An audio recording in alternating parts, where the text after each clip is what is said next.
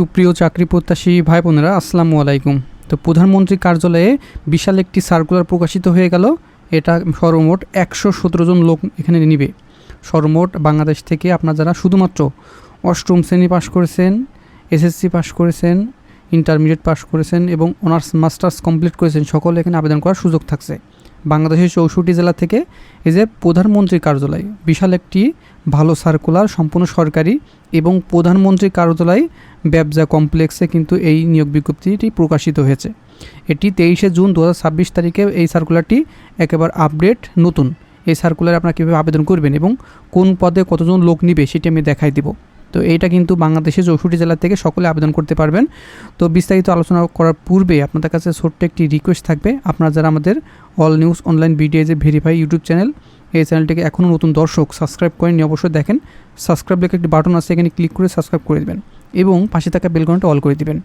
কারণ যখনই আমরা সরকারি নিয়োগ বিজ্ঞপ্তি আমাদের ইউটিউব চ্যানেলে আপলোড করব, সবার আগে আপনার ফোনে নোটিশ চলে যাবে এবং সবার আগে দেখে আবেদনগুলো কমপ্লিট করে নিতে পারবেন। তো এই সার্কুলারটি সর্বমোট 117 জন লোক নেবে। তো আমি শেষ থেকে উপর পর্যায়ে দেখাবো, ঠিক আছে? ভিডিওটি ধৈর্য সহকারে একটু দেখবেন। 34 নম্বর আছে নিরাপত্তা প্রহরী, 11 জন লোক নেবে। এখানে বেতন গ্রেড 20তম, 8,250 থেকে 20,010 টাকা বেতনের চাকরি। এখানে বেসামরিক প্রার্থীদের ক্ষেত্রে শিক্ষাগত যোগ্যতা ন্যূনতম এসএসসি পাশ হলে আবেদন করতে পারবেন। তাছাড়াও সশস্ত্র বাহিনীর অবসরপ্রাপ্ত প্রার্থীদের ক্ষেত্রে সৈনিক অথবা ল্যান্স কর্পোরাল বা সমমর্যাদা সম্পূর্ণ পদে 5 বছরের চাকরি অভিজ্ঞতা থাকতে হবে। এখানে শারীরিক যোগ্যতা পাসপোর্ট 5 ইঞ্চি, ওজনের ক্ষেত্রে এখানে দেওয়া আছে 110 পাউন্ড, ঠিক আছে? আর এখানে 50 কেজি এবং বুকের মাপ 30 থেকে 32 ইঞ্চি হতে হবে। তারপরে আছে ইলেকট্রিক হেল্পার, এটা কিন্তু 4 জন লোক নেবে। শুধুমাত্র অষ্টম শ্রেণী পাশ করলে আবেদন করতে পারবেন। এখানে লাইসেন্সিং বোর্ড হইতে সি গ্রেড প্রাপ্ত আপনার লাইসেন্স থাকতে হবে, তাহলে আবেদন করতে পারবেন। তারপরে রাজমিস্ত্রি হেল্পার, এখানে 2 পদে আবেদন করতে পারবেন। শুধুমাত্র অষ্টম শ্রেণী পাশ, সংশ্লিষ্ট কাজে 3 বছর অভিজ্ঞতা থাকতে হবে। আপনারা এটা কিন্তু সম্পূর্ণ সরকারি নিয়োগ বিজ্ঞপ্তি, আপনারা অনেকেই খোঁজেন যে অষ্টম শ্রেণী পাশে আমি সরকারি নিয়োগ বিজ্ঞপ্তিগুলো কোনগুলো আবেদন করতে পারবো। এই যে এইগুলো কিন্তু আপনারা আবেদন করতে পারবেন। এটা কিন্তু সম্পূর্ণ সরকারি এবং এখানে বেতন, পেনশন, প্রমোশন সকল সুযোগ সুবিধা কিন্তু আছে।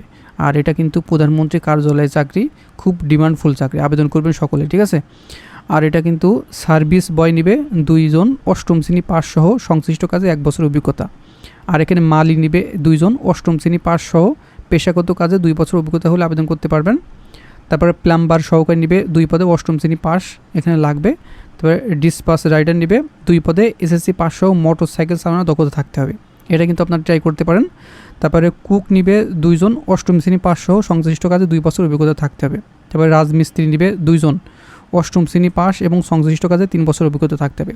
আপনারা যারা রাজমিস্ত্রির কাজে অভিজ্ঞ, সরকারি চাকরি খুঁজছেন, এইগুলো কিন্তু করতে পারেন। এই যে রাজমিস্ত্রি এবং রাজমিস্ত্রি হেল্পার 4 জন লোক নেবে, ঠিক আছে? তারপরে গাড়ি চালক নেবে 18 জন, অষ্টম শ্রেণী পাস এবং যানবাহন চালনায় সরকার কর্তৃক নির্ধারিত উপযুক্ত কর্তৃপক্ষ হতে লাইসেন্স প্রাপ্ত হতে হবে। সবচেয়ে বেশি এই পদে লোক নেবে গাড়ি চালক, ঠিক আছে? আপনারা যারা অষ্টম শ্রেণী পাস করেছেন এবং আপনারা যারা লাইসেন্স প্রাপ্ত, তারা এই যে 18 জন লোক এখানে নিবে, আবেদন করবেন। এটা কিন্তু সম্পূর্ণ সরকারি, বাংলাদেশের 64 জেলা থেকে সকলে আবেদন করতে পারবেন। তারপরে ইলেকট্রিশিয়ান নেবে এখানে 4 জন, এসএসসি পাস সহ লাইসেন্স বোর্ড থেকে সি গ্রেড প্রাপ্ত আপনার লাইসেন্স থাকতে হবে। তারপর মুয়াজ্জিন নিবে 2 পদে, তো এখানে আপনারা মুয়াজ্জিন হিসেবে 1 বছরে পাস হতে হবে। তারপরে কারিয়ানা পাস হতে হবে, ঠিক আছে? প্রথমে আপনার কারিয়ানা পাস সহ মুয়াজ্জিন হিসেবে 1 বছরের অভিজ্ঞতা এবং ন্যূনতম দাখিল পাস থাকতে হবে। তারপর ফটোকপি মেশিন অপারেটর, এখানে 2 জন লোক নেবে। শুধুমাত্র এসএসসি পাস সহ সংশ্লিষ্ট কাজে 7 বছর অভিজ্ঞতা থাকতে হবে। এখানে মিটার রিডার নিবে 2 জন, এসএসসি পাস সহ লাইসেন্সিং বোর্ড থেকে সি গ্রেড প্রাপ্ত আপনার লাইসেন্স থাকতে হবে। তারপর পাম্প অপারেটর নেবে 5 জন, এসএসসি পাস সহ সংশ্লিষ্ট বোর্ড হইতে সি গ্রেড প্রাপ্ত আপনার লাইসেন্স থাকতে এবং 3 বছর অভিজ্ঞতা থাকতে হবে। তারপরে ড্র্যাপম্যান নিবে 2 জন, ড্র্যাপম্যানশিপে ডিপ্লোমা 1 বছরের বাস্তব অভিজ্ঞতা সহ আপনার ডিপ্লোমা ইঞ্জিনিয়ারিং থেকে আপনার পাস হতে হবে। তারপরে অফিস সহকারী কাম কম্পিউটার মুদ্রাক্ষরিক বা অপারেটর, এখানে 7 জন লোক নেবে। এইচএসসি পাস সহ বাংলা ইংরেজিতে কম্পিউটার টাইপের প্রতি মিনিটে 25 এবং 30 গতি থাকতে হবে। তারপর নিরাপত্তা পরিদর্শক নেবে 4 জন, এইচএসসি মানে ইন্টারমিডিয়েট পাস হলে আবেদন করতে পারবেন। তারপর ক্যাশিয়ার নেবে 2 জন, তারপর স্টোর কিপার নেবে 2 জন, এখানে স্নাতক ডিগ্রি থাকতে হবে 2টার ক্ষেত্রে, ঠিক আছে? তারপরে নিবে ইমাম নিবে 1 পদে, কামিল পাস সহ কোনো অনুমোদিত মাদ্রাসা হতে কারিয়ানা পাস হতে হবে। তারপরে লাইব্রেরিয়ান নিবে 1 জন, স্নাতক ডিগ্রি পাস হলে আবেদন করতে পারবেন। সহকারী নিরাপত্তা কর্মকর্তা 1 পদে, আপনারা এইচএসসি পাস সহ সেনাবাহিনীর সার্জেন্ট অথবা বিমান ও নৌবাহিনীর মর্যাদা সম্পন্ন অবসরপ্রাপ্ত কর্মীরা এখানে আবেদন করতে পারবেন। তারপরে উপসহকারী প্রকৌশলী যান্ত্রিক 2 জন, ইঞ্জিনিয়ারিং যান্ত্রিক বা ডিপ্লোমা পাস হতে হবে। উপসহকারী প্রকৌশলী বিদ্যুৎ 3 জন লোক নেবে, ইঞ্জিনিয়ারিং বিদ্যুতের ডিপ্লোমা পাস হতে হবে। তারপরে উপসহকারী প্রকৌশলী পুর এখানে 5 জন লোক নেবে, ইঞ্জিনিয়ারিং এখানে ডিপ্লোমা পাস হতে হবে। আপনারা অনেকেই বলেন ভাইয়া আমি ডিপ্লোমা পাস, কোনগুলো আবেদন করব সরকারি চাকরির ক্ষেত্রে, এগুলো কিন্তু আপনারা ট্রাই করতে পারেন, ঠিক আছে। যারা ডিপ্লোমা পাস করেছেন এগুলো কিন্তু সম্পূর্ণ সরকারি। তাছাড়াও এখানে প্রধানমন্ত্রীর কার্যালয়, মানে বিশাল একটা ব্যাপার, খুবই ভালো চাকরি, হ্যাঁ। তারপরে এখানে অনেক সুযোগ সুবিধা কিন্তু আছে। তারপরে জুনিয়র অডিও ভিজুয়াল অফিসার এখানে 1 জন, স্নাতক ডিগ্রি সহ ডিজিটাল, স্টিল ফটোগ্রাফি ও ভিডিওগ্রাফি, ফটোশপ বিষয়ে গণমাধ্যম উপযোগী কোর্সসহ ইলেকট্রনিক মিডিয়া, সংবাদ প্রেরণ উপযোগী রেকর্ডিং ও ভিডিও ধারণ বিষয়ে 3 বছরের অভিজ্ঞতা থাকতে হবে। তারপরে সহকারী হিসাবরক্ষক কর্মকর্তা ও সহকারী নিরীক্ষা কর্মকর্তা 4 জন, বাণিজ্য বিভাগে ন্যূনতম স্নাতক ডিগ্রি সহ হিসাবরক্ষণ অথবা ক্যাশিয়ার পদে 3 বছরের অভিজ্ঞতা থাকতে হবে। তারপর নিরাপত্তা কর্মকর্তা 1 পদে স্নাতক ডিগ্রি থাকতে হবে। সহকারী প্রকৌশলী বিদ্যুতের ক্ষেত্রে 2 জন, এখানেও কিন্তু স্নাতক ডিগ্রি থাকতে হবে। তারপরে সহকারী প্রকৌশলী পুর এখানে 2 জন, এখানেও কিন্তু স্নাতক ডিগ্রি থাকতে হবে বা বিএসসি ইঞ্জিনিয়ারিং পুর ডিগ্রি থাকতে হবে। তারপরে সহকারী পরিচালক হিসাব অথবা নিরীক্ষার এখানে 2 জন লোক নেবে, বাণিজ্য বিভাগে আপনার স্নাতক ডিগ্রি থাকতে হবে। তারপরে সহকারী পরিচালক এখানে 8 জন লোক নেবে, এখানে 2য় শ্রেণী MBA অথবা অর্থনীতি, লোক প্রশাসন ব্যবস্থাপনা, তার বিজ্ঞানের স্নাতক সম্মানসহ 2য় শ্রেণী স্নাতকোত্তর ডিগ্রি থাকতে হবে। তারপর সহকারী পরিচালক এখানে 5 জন, এখানেও কিন্তু স্নাতক ডিগ্রি থাকতে হবে। এখানে সকল পদ মিলে 117 জন এখানে লোক নেবে। আপনারা দেখতে পাচ্ছেন মোট 117 পদে আবেদন করতে পারবেন। এটা কিন্তু প্রধানমন্ত্রী কার্যালয় বেবজা কমপ্লেক্সে নিয়োগ বিজ্ঞপ্তি 2026 জুন মাসের আপডেট সার্কুলার, ঠিক আছে। তো এটা কীভাবে আবেদন করবেন সেটা আমি দেখাই দেবো, একটু মনোযোগ সহকারে দেখবেন, হ্যাঁ। এখানে আমি দেখাই দিচ্ছি, এইটা লক্ষ্য করুন, এই যে BEPZ.teleto.com.bd এই ওয়েবসাইটের মাধ্যমে আবেদন করতে হবে। এই ওয়েবসাইটে আবেদন করবেন কত তারিখ থেকে? আবেদন শুরু হবে 1 জুলাই 2026 সকাল 10টা, মানে সামনে জুলাই মাসের 1 তারিখ থেকে শুরু হবে সকাল 10টার পরে। এর আগে এই লিঙ্কে কিন্তু মানে কাজ করবে না। আপনারা 1 জুলাই সকাল 10টার পরে এই লিঙ্কে গিয়ে আপনি সার্কুলার এবং যে আবেদন ফর্ম পাবেন।